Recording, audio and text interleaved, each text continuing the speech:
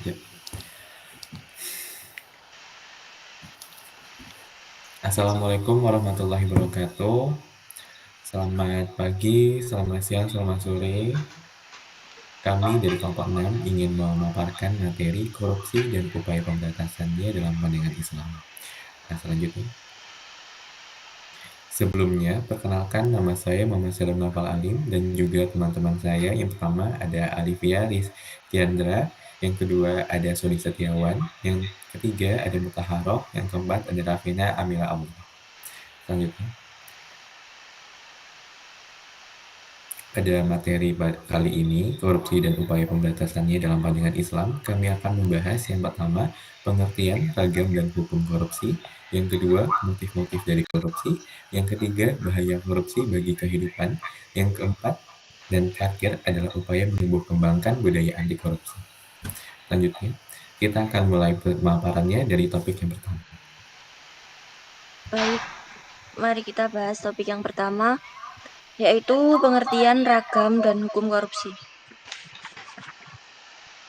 Korupsi sendiri diartikan sebagai tindak pemanfaatan dana publik yang seharusnya untuk kepentingan umum dipakai secara tidak sah untuk memenuhi kebutuhan pribadi. Dalam Undang-Undang Negara Republik Indonesia Nomor 31 Tahun 1999, Pasal 2 Ayat 1 tentang pemberantasan tindak pidana korupsi disebutkan, korupsi adalah setiap orang yang secara melawan hukum melakukan perbuatan memperkaya diri sendiri atau orang lain atau suatu korporasi, perusahaan atau badan usaha yang dapat merugikan keuangan negara dan perekonomian negara. Dengan pengertian tersebut, praktik-praktik kecurangan yang termasuk dalam kategori korupsi antara lain adalah manipulasi, penyuapan atau uang pelicin, pungli atau pungutan liar, markup atau penggelembungan anggaran tidak sesuai dengan belanja real, dan pencairan dana publik secara terselubung dan tersembunyi di balik dalil-dalil konstitusi dengan niat untuk memperoleh keuntungan yang lebih besar secara tidak sah dari apa yang seharusnya diperoleh menurut kadar dan derajat pekerjaan seseorang. Selanjutnya, bentuk-bentuk dari koperasi. Bentuk-bentuk koperasi ada 4 macam. Yang pertama yaitu gulul atau penggelapan. Kata gulul secara bahasa adalah aksu saying wadasuhu fi matanghi, atau mengambil sesuatu dan menyembunyikannya dalam hartanya. Untuk yang kedua, riswah atau suap. Istilah ini berasal dari kata rasya, yasu, riswah yang berarti menyuap atau menyogok. Orang-orang yang menyuap disebut al-rasyik, sedangkan orang-orang yang mengambil atau menerima suap disebut al-murtasi. Sementara orang yang menjadi perantara atau pemberi dan penerimanya dengan menambah di suatu sisi dan mengurangi di suatu sisi lain disebut al-raghisi. Yang ketiga, syariah atau pencurian. Syarika berasal dari bahasa Arab syaraha yasrihu yang berarti mencuri. Termasuk dalam kategori mencuri adalah merampok, merampas, mencopet, dan memalak. Tindak pencurian merupakan salah satu bentuk dari tindak pidana korupsi karena pada hakikatnya korupsi adalah mencuri atau gemplang uang negara, uang perusahaan, uang organisasi, atau uang orang lain tanpa alasan yang sah. Untuk yang keempat, khianah atau khianat. Khianah adalah perbuatan tidak jujur, melanggar janji, melanggar sumpah, atau melanggar kesepakatan. Ungkapan khianat juga digunakan untuk seseorang yang melanggar atau mengambil hak orang lain dapat dalam bentuk pembatalan sepihak perjanjian yang dibuatnya, khususnya dalam masalah muamalah atau transaksi jual beli, utang piutang dan sebagainya. Selanjutnya, hukum korupsi dalam pandangan Islam.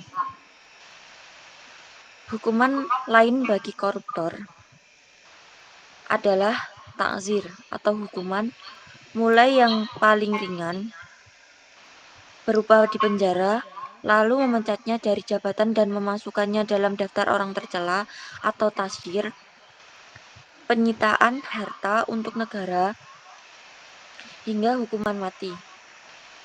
Hukuman ini disesuaikan dengan besar kecilnya jumlah barang atau uang yang dikorupsi dan dampaknya bagi masyarakat. Next. Untuk materi selanjutnya akan disampaikan oleh Mas Soni. Selanjutnya adalah motif korupsi. Yang pertama adalah motif internal. Arti motif internal dalam motifnya adalah motif yang timbul dari diri seseorang yang melakukan korupsi.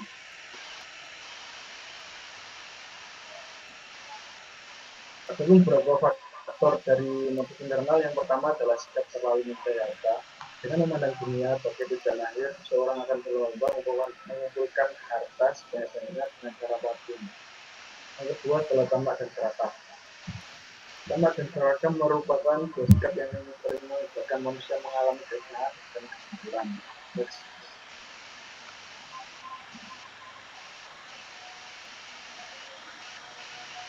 Itu adalah sikap konsumtif dan hedonis. Sikap konsumtif adalah sikap berlebihan dalam menggunakan harta, sementara hedonis adalah sikap yang menganggap kesenangan dan kenikmatan itu suatu. Soalnya adalah pemahaman agama yang general. Ibadah yang dilaksanakan harus fokus pada ritual seremonial dan belum teratualisasi dalam kehidupan bagi dapat membuat seorang imannya tergoyahkan dan akhirnya melakukan korupsi.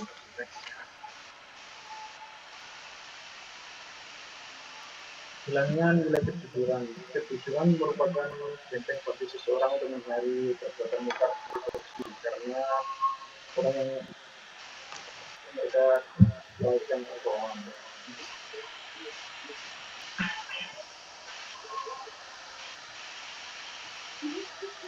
Yang selanjutnya adalah motif eksternal. Arti motif eksternal dalam ini adalah motif yang timbul dari luar kehidupan pribadi seseorang.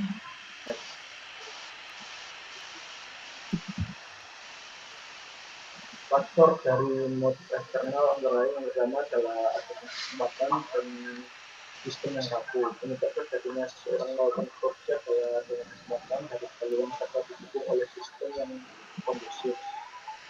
Yang kedua adalah faktor budaya. Sebuah kebiasaan bagi orang Indonesia bahwa setiap seseorang menjadi pejabat tinggi dalam sebuah lembaga pemerintahan, maka yang bersangkutan akan menjadi sandaran keluarga.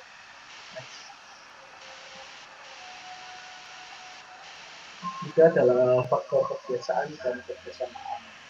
Fakta menunjukkan bahwa sangat banyak pejabat, kepala daerah, atau wakil rakyat yang dulu dengan korupsi.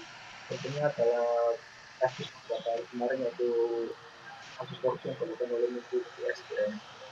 Yang selanjutnya adalah penegakan hukum yang salah satu penyebab orang tidak patuh korupsi adalah tidak adanya hukum yang kuat bagi pelaku korupsi.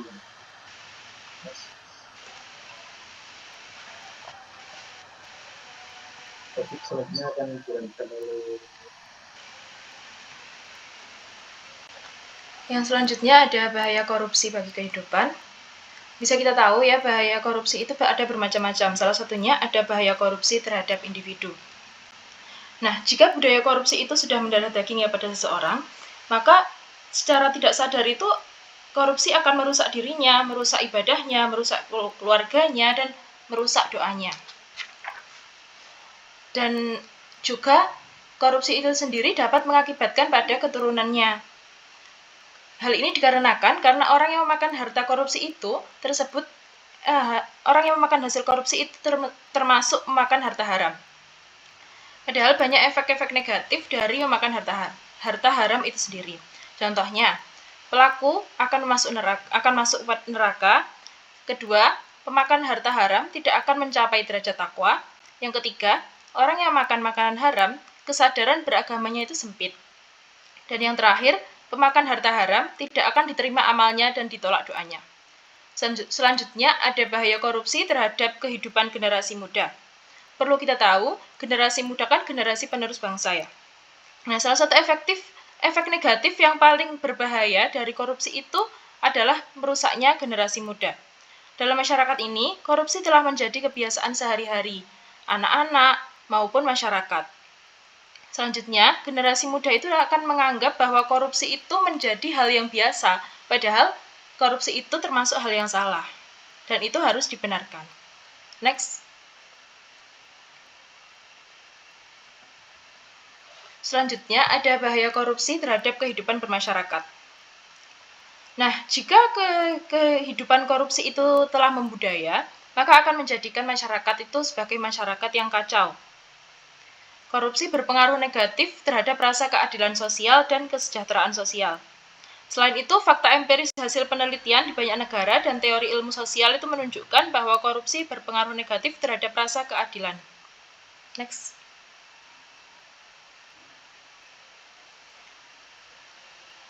Yang selanjutnya ada bahaya korupsi, sebelumnya.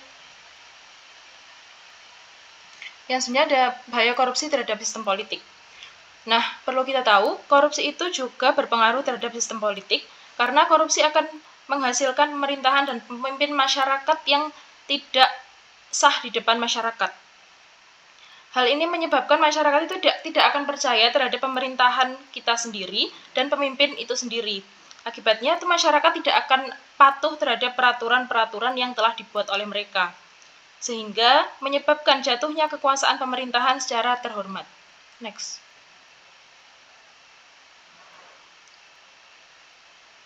Selanjutnya, ada bahaya korupsi terhadap sistem administrasi birokrasi. Korupsi itu juga menyebabkan tidak efisiennya birokrasi dan meningkatnya biaya administrasi dalam birokrasi. Jika birokrasi itu sendiri telah dikuasai oleh korupsi dalam berbagai bentuknya, maka prinsip dasar birokrasi yang rasional, efisien, dan kualifikasi itu tidak akan pernah terlaksana. Keadaan ini dapat menyebabkan meluasnya keresahan sosial, ketidaksetaraan sosial, dan selanjutnya mungkin kemarahan sosial yang menyebabkan jatuhnya para birokrat. Yang terakhir ada bahaya korupsi terhadap sistem perekonomian. Korupsi itu sendiri juga berdampak merusak perkembangan ekonomi suatu bangsa. Jika sebuah proyek ekonomi dengan korupsi untuk kelulusan proyek, nepotisme dalam penunjukan pelaksana proyek, penggelapan dalam pelaksananya, dan bentuk-bentuk korupsi lain dalam proyek, maka pertumbuhan ekonomi yang diharapkan dari proyek tersebut itu tidak akan terlaksana dan tidak akan tercapai. Next. Selanjutnya, topik selanjutnya akan dijelaskan oleh teman saya.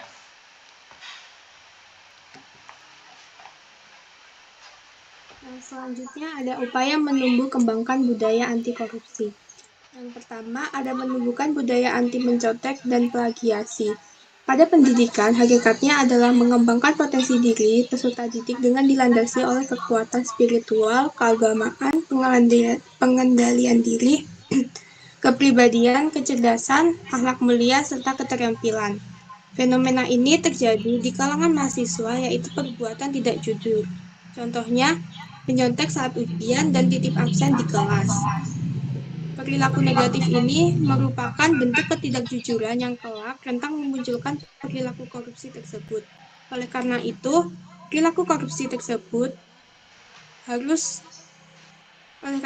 budaya berperilaku jujur harus dibentuk melalui dua hal, yaitu pembiasaan dan keteladanan.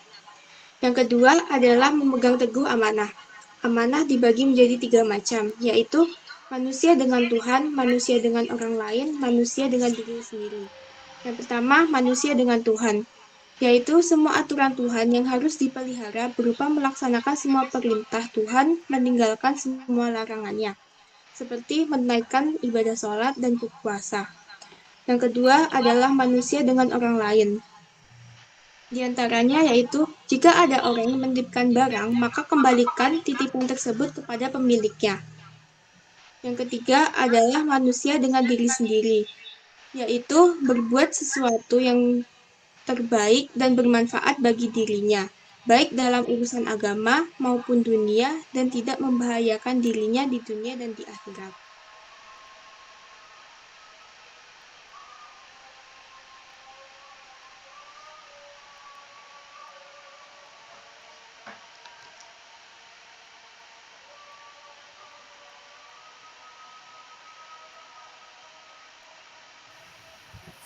Baik, sekian pemaparan materi dari kami.